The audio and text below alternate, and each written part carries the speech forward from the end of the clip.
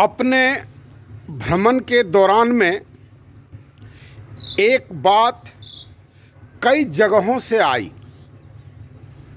कि एक फलाना ट्रस्ट आईएएस अफसरों ने मिलकर के बनाया है और हर साल गरीब बच्चों का वो इंजीनियरिंग की तैयारी करवाते हैं। एक बार पहली बार आया तो जिस व्यक्ति ने हमें कहा, उनसे हम रिक्वेस्ट किए कि उन आईएएस अफसरों का आप नंबर कृपया कर हमको दिलाइए ना, या हमसे बात करने के लिए अगर आपसे परिचय है तो उनको रिकमेंड कीजिए ना, जो या तो हम फ़ोन पर बात करें, टेलीफोन पर मोबाइल से बात कर लें, या उनके यहाँ पर जा कर के हम बात करें तो अच्छा देंगे। कई बार हम उनसे कहे भी, तो किसी एक बात के लिए किसी को बार बार कहना उचित नहीं है।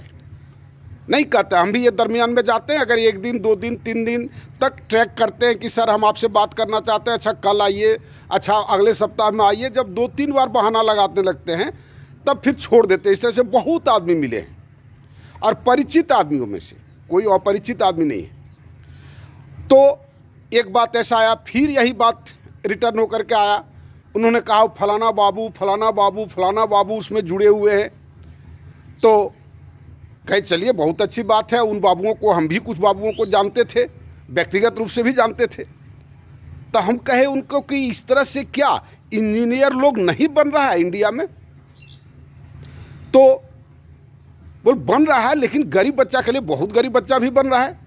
लेकिन वो इंजीनियर आज़ादी के बाद से ही इंजीनियर बनते आया है क्या? पुल का गिरना बंद हो गया? पुल का क्वालिटी मेंटेन रहना बंद, मैंने वो मेंटेन रह पाया?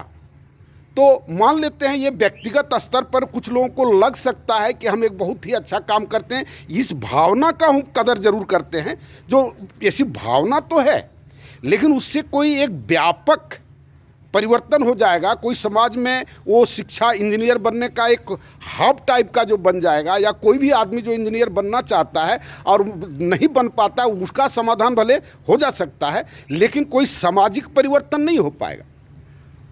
बहुत सारा ऐसा बात है, क्या इंजीनियर का अभाव है इंडिया में? जितना कंस्ट्रक्शन का वर्क है, जितना तरह का वर्क है, सब जगह कोई न कोई इंजीनियर बैठा हुआ है। इसके बाद क्या स्थिति है इसको आप देखें। काम हम लोग बहुत लोग करते हैं, बहुत ऐसा आदमी होता है कि करोड़ रुपया दान कर दिया। क्या हो जाता है करोड़ रुपया में? जो गरीबी का आलम है, जो व्यवस्था का आलम है, एक व्यक्ति ने करोड़ दिया, लोग कहता है कि आप दे सकते हैं क्या?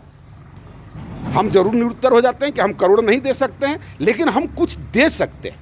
कल ही एक मित्र ने कहा कि 100 आदमी का क्या टारगेट है, क्यों आप 100 आदमी की बात करते हैं?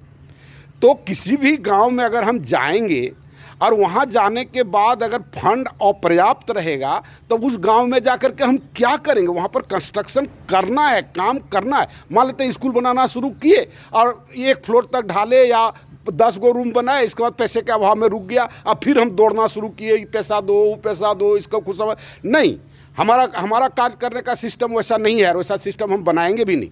काम हो या न हो, हमारे पास एक मिनिमम फंड की आवश्यकता है। वो फंड का जब तक एश्योरेंस नहीं मिलता है तब तक हम किसी गांव में जाकर के पैर नहीं रखेंगे, चाहे जिस माध्यम से हो, क्योंकि उस गांव का चेंज करना है, आमूल चूल परिवर्तन करना है। आप कल्पना कीजिए ना, किसी आदमी को ऑपरेशन थिएटर में ले जाएं और उसका ऑपरेशन करके पेटवा फाड़ करके रख दें, इसके बाद हम पैसे की चिंता करने लगे, वो आदमी हमको मारेगा नहीं? तो ठीक उसी ढंग की बात है। जैसा भी कोई गाँव का आदमी जी रहा है, जैसे भी जी रहा है, अभाव में जी रहा है, बच्चे को पढ़ा नहीं पा रहा है, पटवन की व्यवस्था नहीं है, टेक्निकल की व्यवस्था नहीं है, जैसे भी जी रहा, हम तो उसके लिए दोषी नहीं हैं। लेकिन जब उसमें हम इंटरफेयर करेंगे तो हम भी एक दोषीदार हो जाएंगे कि कितना अच्छा हम जी रहे थे और आकर के कहाँ से वो आदमी आ गया, पागल, हमको डिस्टर्ब कर दिया, हमारा खेतवा लेवल कर दिया, अब उसमें हम कैसे खेती कर पाएंगे, सबको मिला दिया, ये कर दिया। मतलब 10 तरह का इल्ज़ाम उसमें लग सकता है। नहीं, वो प्रिकॉशनरी मेजर है कि हम एक आवश्यक फंड, एक एस्टिमेटेड फंड है, कम से कम है, वो अधिक नहीं है। वो 100 आदमी जितना अमाउंट का के हम डोनेट किए हैं, जो उससे किसी तरह काम स्टार्ट होगा, जो मित्र ने लिखा है कि कम से कम स्टार्ट हो जाएगा तो लोग देख करके जुटेंगे। स्टार्ट मतलब क्या, 500 रुपया से हम स्टार्ट कर दें, 1000 रुपया से स्टार्ट कर दें, 1 करोड़ से स्टार्ट कर दें? नहीं होगा, नहीं होता है। क्योंकि ये सब सजेशन इसलिए आप दे पाते हैं कि गंभीरतापूर्वक इस पर सोचे नहीं हैं, इसलिए ऐसा सजेशन आप देते हैं। गंभीरतापूर्वक जब बैठ करके सोचिएगा ना, तो लगेगा कि इसमें भी अगर हो जाता है तो बहुत बड़ी बात है। लेकिन एक स्मॉल यूनिट कम से कम लेना पड़ेगा, जिसमें सारा चीज़ जैसे उसका मैनेज हो जाए। तो इन सारी बातों को मैं रखता हूँ। और वो जो IAS अफसर की जो बात कही, वो भावना का हम कदर करते हैं, लेकिन वैसे आदमियों को जोड़िए ना। रोज़ तो हम कहते हैं, रोज़ तो हम कह रहे हैं कि वैसे आदमियों का फ़ोन नंबर भेज दीजिए, अगर आपसे परिचय है तो उनको रिक्वेस्ट कीजिए कि सर आपसे बात करना चाहते हैं, समय दे करके आप बात कीजिए। तो ये एक सहयोग का एक स्टेप है, और हड़बड़ा करके कोई काम नहीं करना है, क्योंकि ये एक इनोवेटिव वर्क है और पूरे देश के लिए है। पूरे देश नहीं, बल्कि देश के बाद ये पूरे वर्ल्ड के लिए है।